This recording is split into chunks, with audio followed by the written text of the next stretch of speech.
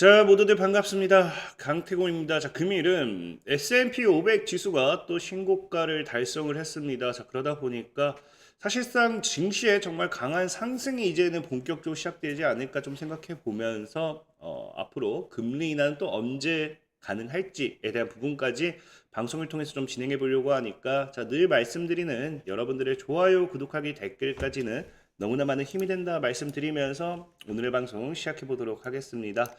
자, 어쨌든지 자, 어제 이제 미국 증시였죠. 살짝 뭐 사실 상승세만 놓고 본다라고 하면은 뭐 엄청난 상승은 아니에요. 0.24% 정도의 이제 S&P 지수 상승했다 보니까 엄청 큰 증시 상승은 아니지만 엄청 의미 있다라고 할 수 있는 게 또 뭐다? 지금 결국에 또 신고가죠, 신고가. 최고가를 달성을 했다라는 게 의미가 있다라는 겁니다. 이제 특히나 또 재밌는 게 이제 제가 며칠 전에도 뭐 이야기를 했죠. 워런 버핏이 이제 뭐 한다? S&P 500에 대한 이 추정 펀드에 대한 부분을 전량 매도를 하다 보니까 오히려 증시의 하방 시그널로 보는 분들도 굉장히 많다라고 이야기했지만 제가 전에도 얘기했다시피 사실상 버핏이 오히려 이런 S&P에 대한 부분에 있어서 고점이다, 고리스크다 뭐 이야기 할 때마다 오히려 증시는 올라갔던 부분이 있기 때문에 오히려 저는 그런 전략 매도 자체도 의미는 크게 없을 거다라고 좀 말씀드렸던 부분이고 자 어쨌든 이제 이런 신고가가 또 나와줬기 때문에 우리가 기대할 수 있는 거는 보통 고가가 나와주면 신고가가 나와주면 여기에 추가적인 뭐를 기대할 수 있다?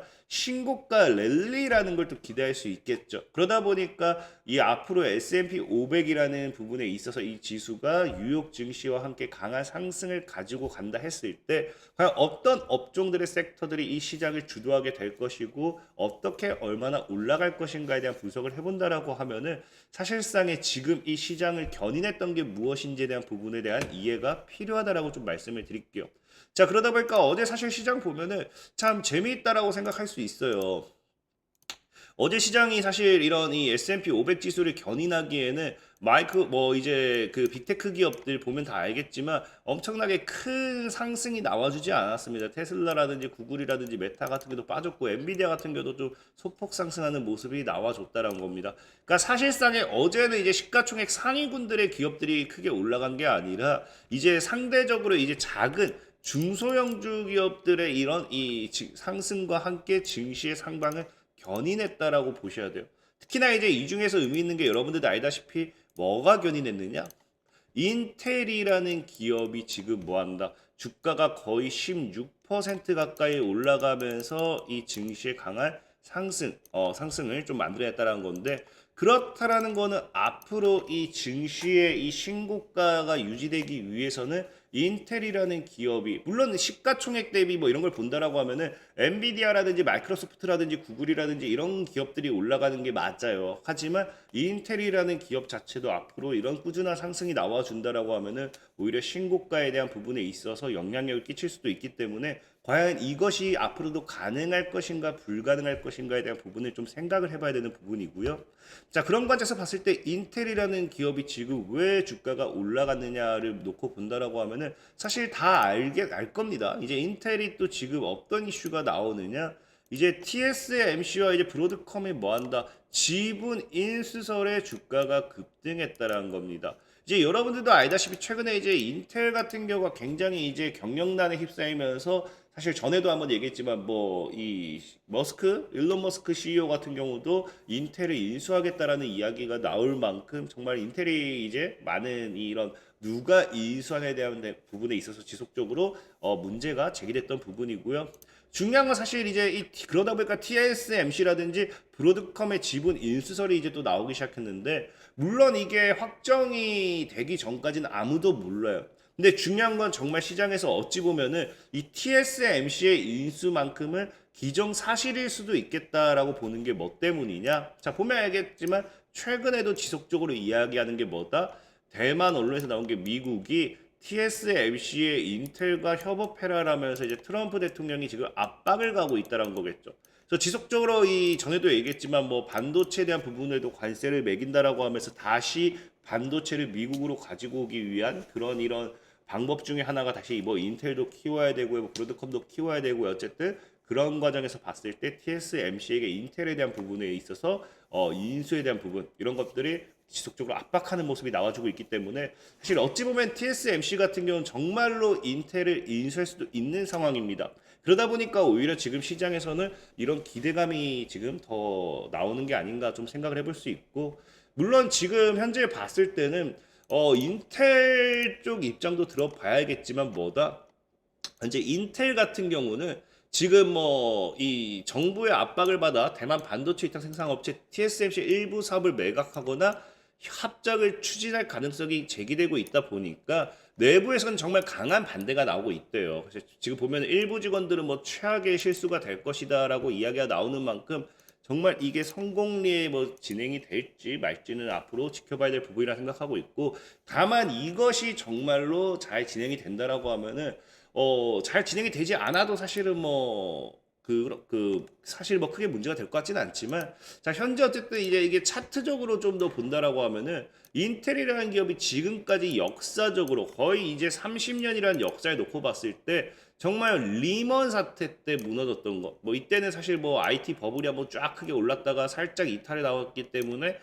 단기 이탈이라 보는 게 맞고, 이 IT 버블이 이제 그 리먼 사태 때 이제 경제 대공황이 오면서 한번 딱 살짝 무너졌던 걸 제외하면은 인텔이란 기업이 18달러를 크게 깼던 적이 없어요. 그러니까 18달러를 늘 지키면서 강한 반등이 나왔습니다. 그러니까 지금도 이제 18달러를 찍으니까 지금 뭐 한다? 사실은 뭐 인텔이라는 기업이 이런 TSMC라든지 이런 이 기업들의 이런 인수 가능성에 대한 부분을 가지고 상승하는 거긴 하지만, 차트적으로만 봤을 때도 사실 그런 게 아니어도 상승하는 데 있어서는 어렵지 않았을 거라 생각하고 있어요.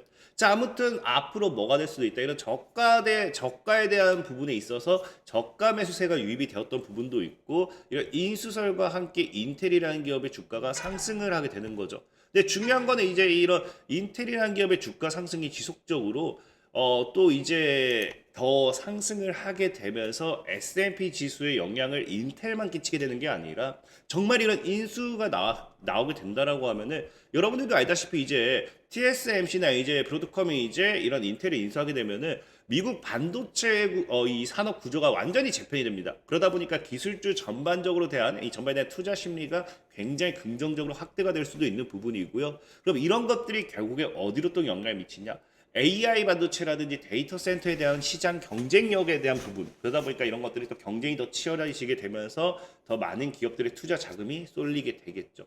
그럼 결국에는 이런 부분에 있어서 또 같이 올라갈 수 있는 게 인텔만의 주가 상승이 아니라 구글이라든지 마이크로소프트라든지 엔비디아라든지 이런 글로벌 빅테크 기업들도 같이 상승을 하는 효과를 가지고 오게 되는 겁니다. 그럼 결국에는 이 TSMC나 브로드컴이 지금 인텔을 인수했을 때 인텔이라는 기업의 주가만 상승해서 증시가 올라가게 견인하는 게 아니라 이 모든 반도체 섹터에 대한 부분, 이런 AI라든지 이런 시장에 있어서 이런 산업 구조가 완전히 재편되면서 거기에 대한 긍정적인 시그널로서 다른 빅테크 기업들의 상승과 함께 S&P 지수들은 또 신고가 랠리로서 강하게 올라갈 수도 있겠죠.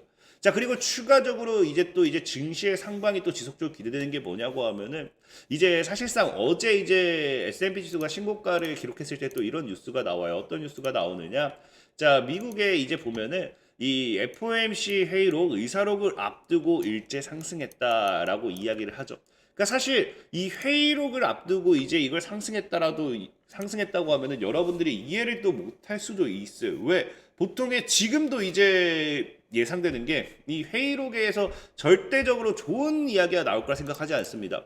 실질적으로 보면 알겠지만 뭐 한다?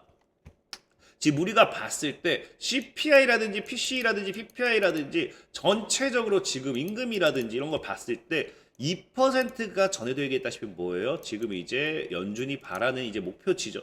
목표치를 지금 오히려 목표치 너무 위에 있다라는 거예요. 지금 이제 보다시피 2.8, 이제 PC 같은 경우도 2.8이고요. 3.3, 3.4, 4.1가 다 너무 이제 목표치 위에 있습니다. 심지어는 이제 보면 알겠지만 좀 아래로 이렇게 들어오는 척을 하다가 둔화가 되는 척 하다가 이제 살짝 반등하는 부분들도 있어요.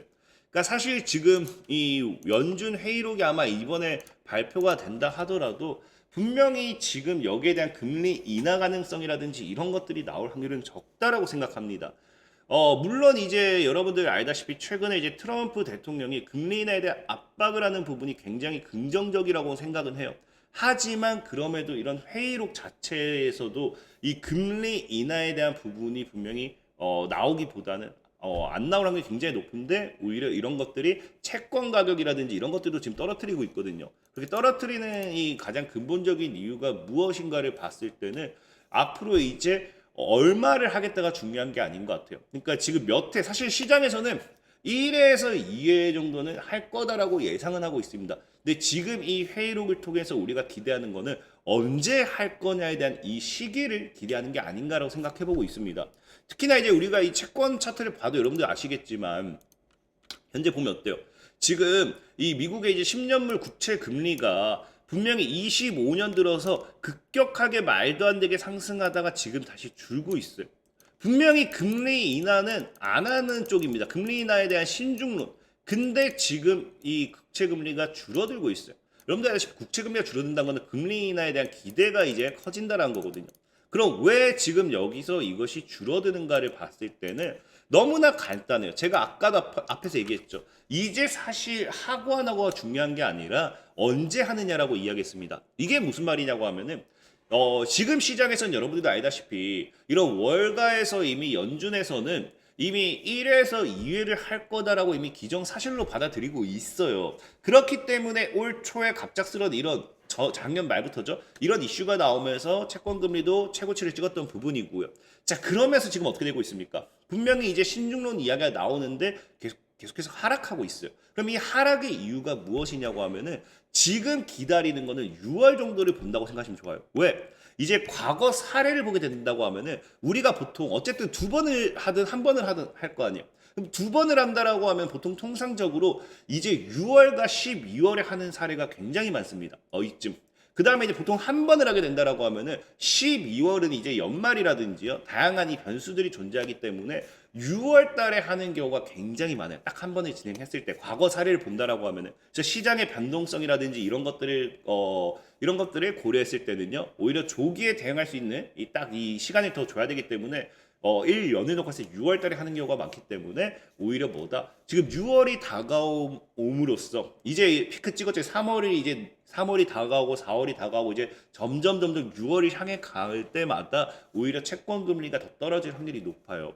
이 말은 무슨 말이냐? 이 시장이 금리 인하를 지금 언제 할 것인가에 대한 이것만 기다린다는 겁니다. 사실 이제는 한 번을 할지 두 번을 할지 중요하지 않다는 거예요. 그래서 만약에 이번 뭐 또 회의록에 의해서 갑작스럽게 연준이 이제 금리 인하를 한 번을 확정지었는데 한 번 할 것 같은데 이게 뭐 하반기로 예상된다 하면 다시 국채 금리가 또 올라갈 수도 있어요.